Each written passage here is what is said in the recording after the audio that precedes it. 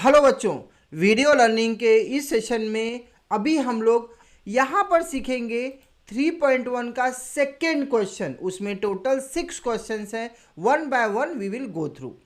Question says write an AP. आपको arithmetic progression में लिखना है। क्या क्या दिया रहेगा आपको फर्स्ट टर्म दिया रहेगा दैट इज ए, और क्या दिया रहेगा आपको कॉमन डिफरेंस दिया रहेगा डी। बोर्ड एग्जाम में 2 मार्क का क्वेश्चन यहां से आता है। अगर एग्जाम में क्वेश्चन आया तो आपको 2 मार्क्स के लिए पूछा जाएगा। क्वेश्चन सेज ए 10 है और डी 5 है, तो आप अर्थमेटिक प्रोग्रेशन फ्रेम करो, मतलब वो एक प्रॉपर सीक्वेंस में बना के लिखो। सो यहां पर ए इज नथिंग बट ए को हम क्या बोलते हैं टर्म 1। टर्म 1 कितना हो गया 10 बराबर। अब टर्म 2 निकालने के लिए हम लोग क्या करेंगे, टर्म 1 को प्लस डी को ऐड करेंगे, which is nothing but 10 plus 5 is equal to कितना हो गया 10 plus 5 is equal to 15। Same way term 3 निकालने के लिए क्या करेंगे, term 2 plus D, term 2 plus D. So term 2 कितना मिला है 15। So 15 plus 5 which is nothing but 20। Yes और नो। टर्म 4 निकाल लो। Term 4 is equal to term 3 plus D which is nothing but 20 plus 5 is equal to 25। 4 बहुत हो गया, कोई प्रॉब्लम नहीं है। तो अब आपका एपी क्या होगा, अरिथमेटिक प्रोग्रेशन क्या होगा, first term that is 10 comma second term 15, third term 20, fourth term 25, so on and so four. ये ऐसे चलता जाएगा। 2 मार्क्स आपको मिल गया बोर्ड एग्जाम में।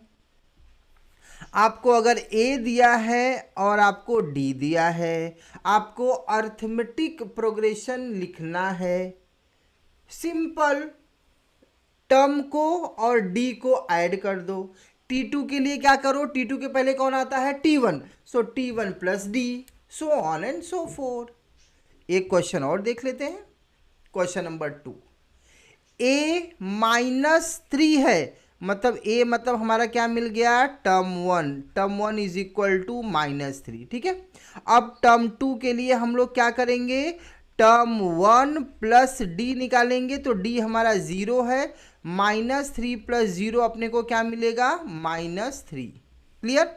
टर्म 3 के लिए क्या करेंगे, टर्म 3 के लिए टर्म 2 प्लस डी, तो अगेन यहां पर कितना है -3 प्लस 0 इज इक्वल टू -3, ठीक है। टर्म 4 के लिए क्या है T3 plus D which is nothing but -3 plus 0 is equal to -3।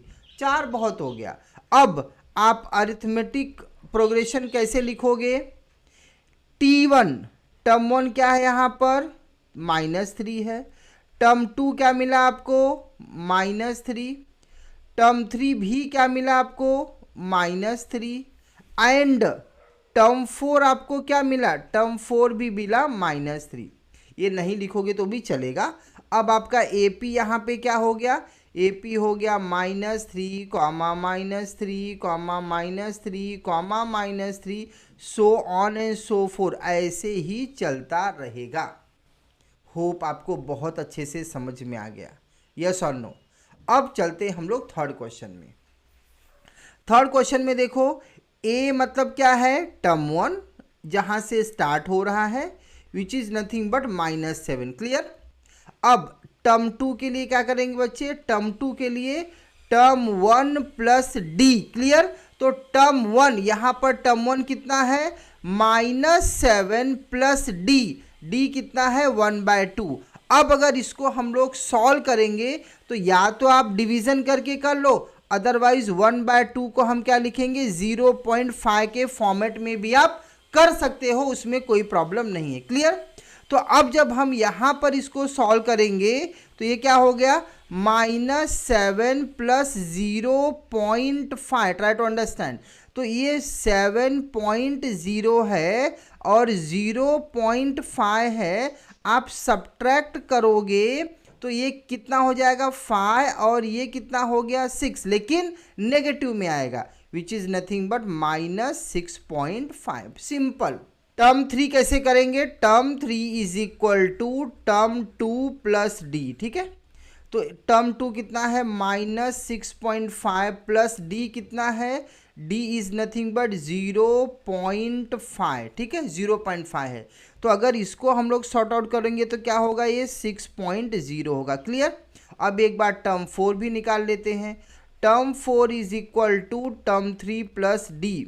तो टर्म 3 कितना है, टर्म 3 है -6.0 plus 0.5 which is nothing but -5.5 में आ जाएगा। अब आप AP कैसे लिखोगे? AP कैसे लिखोगे? पहले फर्स्ट टर्म क्या है -7, सेकेंड टर्म क्या है -6.5, थर्ड टर्म क्या है -6, फोर्थ टर्म क्या है -5.5, so on and so four. इस तरीके से चलता रहेगा। होप आपको बहुत अच्छे से समझ में आ गया हाउ टू फाइंड AP। कब? जब आपको A दिया है मतलब फर्स्ट टर्म दिया है और D दिया है मतलब कॉमन डिफरेंस दिया है, तो easily you can able to find it out. Question number 4 भी इसी तरीके से है। क्वेश्चन नंबर 5 आप देखोगे वो भी इसी तरीके से you can able to do. एक क्वेश्चन में और कर देता हूं, क्वेश्चन नंबर 6 ध्यान से समझो।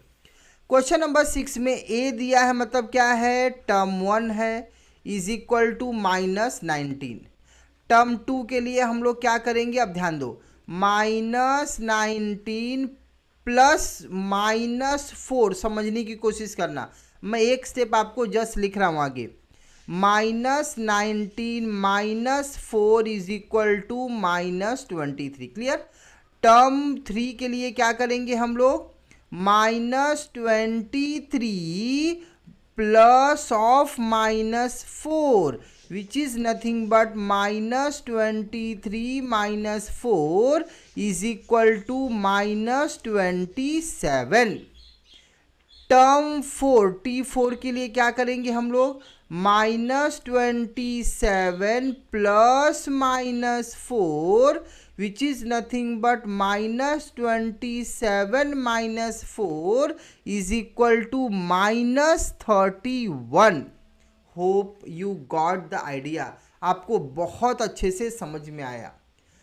ऐसे ही कोई भी क्वेश्चंस आएगा एग्जाम में, easily you can able to do it, लेकिन ध्यान से आपको ऐड करना है, कंसंट्रेट करना है A और D पर। A और D पर आपको बहुत ध्यान देना है।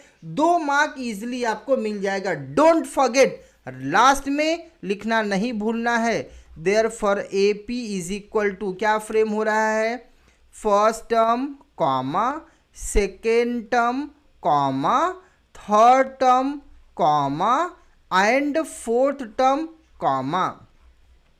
यहीं तक नहीं रुक रहा है, आगे चल रहा है। Don't forget to put 3 dot. ये डॉट का मतलब होता है कि इसमें आगे भी और भी आप निकाल सकते हो, कोई प्रॉब्लम नहीं है। होप आपको बहुत अच्छे से समझ में आया। आपको आराम से प्रैक्टिस करना है, सीखना है, समझना है। कोई डाउट है, वीडियो को 1 बार 2 बार देखो, आराम से समझ में आ जाएगा। Thank you.